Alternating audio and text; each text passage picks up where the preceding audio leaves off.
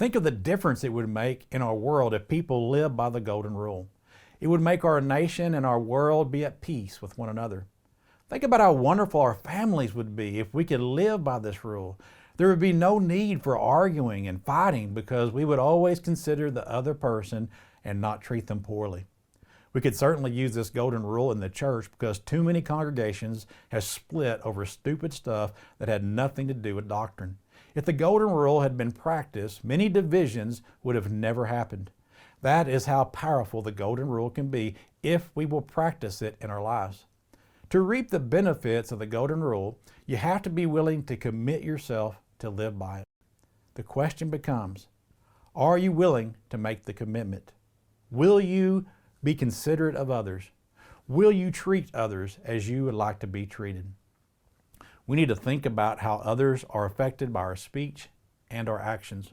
We should ask ourselves, would I like to be treated that way? Or would I rather be treated some other way?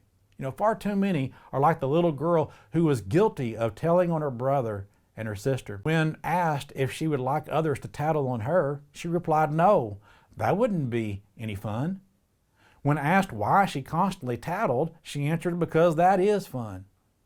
Although most can see the immaturity of this little girl, sometimes as Christians we fail to see the immaturity and inconsideration in our own lives. We always want to be given the benefit of the doubt and to be considered innocent until proven guilty, but sometimes we are the ones who jump to conclusions when it comes to the actions and attitudes of others.